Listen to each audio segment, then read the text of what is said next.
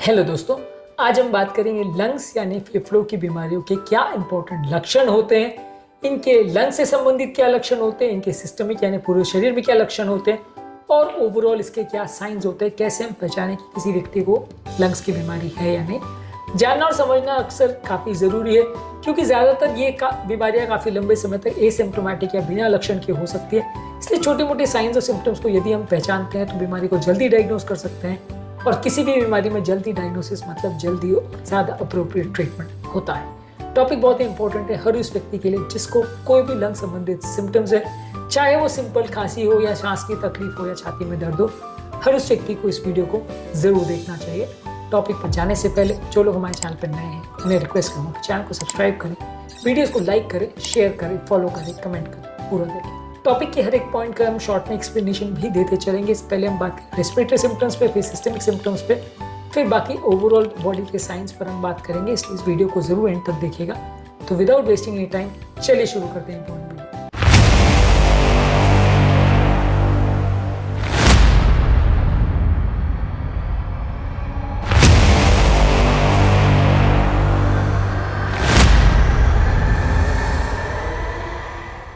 सबसे पहले रेस्पिरेटरी यानी लंग से संबंधित क्या सिम्टम्स होते हैं। यदि किसी व्यक्ति को बार बार अगर परसिस्टेंट खांसी हो रही है जो कि जा नहीं रही है और कंटिन्यूसली धीरे धीरे करके बढ़ रही है तो ये लंग्स की बीमारी का साइन हो सकता है। खासकर तब जब ये खांसी सूखी ना हो और इसमें साथ में अगर कोई बलगम ज़्यादा आ रहा हो या इसमें साथ में ब्लड अगर आ रहा हो। तो यानी अगर खांसी आ रही है बार बार जो नहीं जा रही और कफ या ब्लड आ रहा है तो वो लंग्स की बीमारी का साइन हो सकता है। हेमोप्टाइसिस अगर किसी व्यक्ति को हो मतलब खांसी में ब्लड अगर आ रहा है तो डेफिनेटली लंग्स की बीमारी के लिए जांच करना आवश्यक है क्योंकि काफ़ी डेंजरस और काफ़ी कॉमन लंग्स की बीमारी का साइन है। इसके अलावा यदि किसी व्यक्ति को अगर श्वास की तकलीफ हो रही है यानी फिजिकल एक्सर्शन या कोई काम करने पर अगर उसको श्वास का तकलीफ हो रहा है जो कि उसकी दिन भर की एक्टिविटी के साथ इंटरफियर करता है, बहुत थोड़ा अगर ब्रेथलेसनेस हो रहा है तो उसके बहुत सारे कारण हो सकते हैं, लेकिन अगर ज़्यादा ब्रेथलेसनेस या सांस का तकलीफ हो रहा है तो डेफिनेटली उसको लंग्स की बीमारी के लिए जाँच करना आवश्यक है। इसके अलावा यदि किसी व्यक्ति को वीजिंग का प्रॉब्लम हो रहा है यानी सांस लेने के वक्त कोई रेस्पिरेटरी साउंड्स आ रहे हैं जो कि नलियों को नैरो इंडिकेट करते हैं, आप स्टेथोस्कोप से ऑस्कल्टेट करके ज़्यादा अच्छे से सुन सकते हैं। पर अदरवाइज भी अगर साउंड्स वगैरह आ रहे हैं, सॉइंग सॉइंग साउंड्स अगर आ रहे हैं तो ये लंग्स की बीमारी की तरफ इंडिकेट करेगा। इसके अलावा यदि किसी व्यक्ति को छाती में दर्द हो रहा है और खासकर अगर गहरी सांस लेने पर या खांसी करने पर छाती में दर्द हो रहा है तो वो लंग्स की बीमारी की तरफ पॉइंट कर सकता है। हालांकि हार्ट की बीमारियां और इसोफेगस से रिलेटेड और अन्नली या फूड पाइप से रिलेटेड बहुत सारी प्रॉब्लम्स में भी दर्द हो सकता है, मसल पेन भी हो सकता है, साइकोलॉजिकल पेन भी हो सकता है, बहुत सारे इसके और कारण हो सकते हैं।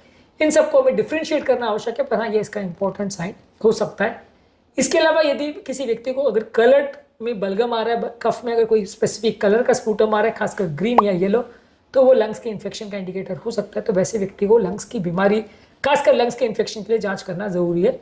यदि कफ में कोई ब्लड आ रहा है या पस आ रहा है तो ये भी लंग्स की बीमारी का साइन हो सकता है। सिस्टमिक सिम्टम्स में यानी पूरे शरीर के सिम्टम्स में व्यक्ति को बहुत ज़्यादा कमजोरी या सुस्ती होगी और रेस्ट लेने के बावजूद भी कमजोरी सुस्ती अगर नहीं जा रही है तो वो लंग्स की बीमारी का इंडिकेटर हो सकता है। यदि किसी व्यक्ति का बहुत ज़्यादा वेट लॉस हो रहा है बिना किसी कारण के, बिना डाइटिंग के या बिना कोई और चीज़ के वेट लॉस हो रहा है तो ये एडवांस लंग डिजीज़ या कोई मेटाबॉलिक चेंजेस की तरफ पॉइंट कर सकता है। ये व्यक्ति को लंग्स की और बाकी पूरे शरीर की कोई भी और बीमारी के लिए जांच की आवश्यकता है। यदि किसी व्यक्ति को भूख नहीं लग रही है बिना किसी और कारण के तो पूरे शरीर में इन्फ्लेमेशन या कोई मेडिसिन से साइड इफेक्ट का साइन हो सकता है। तो वैसे लोग को भी लंग्स की बीमारी के लिए एटलीस्ट जांच करना चाहिए। इसके अलावा यदि किसी व्यक्ति को क्लबिंग हो रही है यानी हाथों की जो नाखून के वाला हिस्सा है वो एरिया अगर फूल गया है तो क्रॉनिक हाइपोक्सिया या ऑक्सीजन डिप्रीवेशन की वजह से हो सकता है।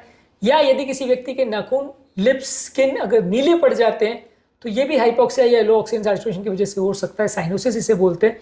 ये सारे लंग्स की बीमारी की तरफ पॉइंट कर सकते हैं।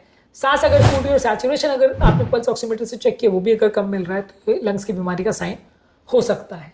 अब हम बात करेंगे अलग अलग स्पेसिफिक बीमारियों में कौन कौन से साइन देखने को मिलते हैं। सबसे पहला क्रॉनिक ब्रोंकाइटिस और ऑब्स्ट्रक्टिव एयरवे डिजीज में आदमी को बार बार खांसी होगी और खांसी में बलगम आएगा, श्वास की तकलीफ होगी और छाती का शेप भी कई बार चेंज हो सकता है, कई बार वीजिंग के साउंड्स आ सकते हैं।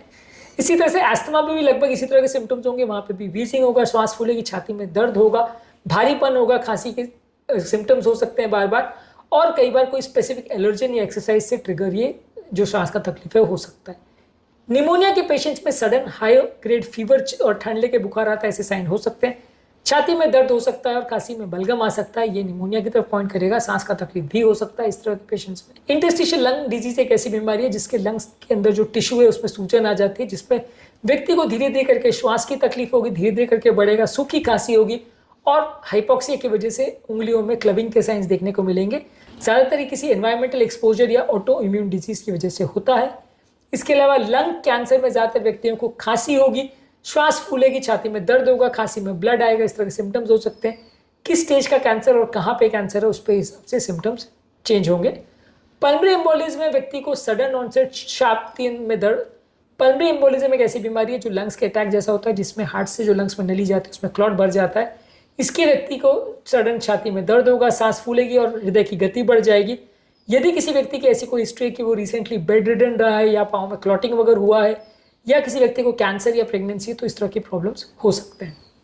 कुछ ऑक्यूपेशनल लंग डिजीज जैसे सिलिकोसिस और एस्बेस्टोसिस में भी व्यक्ति को लंग्स की बीमारियां हो सकती है।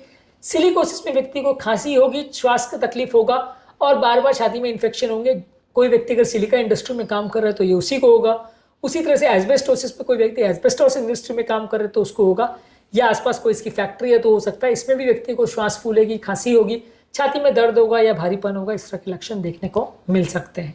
ज़्यादातर लंग्स की बीमारियों में ज़्यादातर फीचर्स ये होते हैं कि खांसी या श्वास का तकलीफ या इस तरह की कोई फीचर्स देखने को मिलते हैं जब आप पेशेंट का फिजिकल एग्जामिनेशन करते हैं, एक्सरे या सीटी स्कैन या पल्मोनरी फंक्शन टेस्ट करते हैं, या कई बार जो खराब टुकड़ा है या प्रॉब्लम वाली जगह उसका टुकड़ा निकालते हैं, बायोप्सी करते हैं, तो बीमारी कंफर्म कर सकते हैं और उसके हिसाब से आप पेशेंट का ट्रीटमेंट इनिशिएट कर सकते हैं।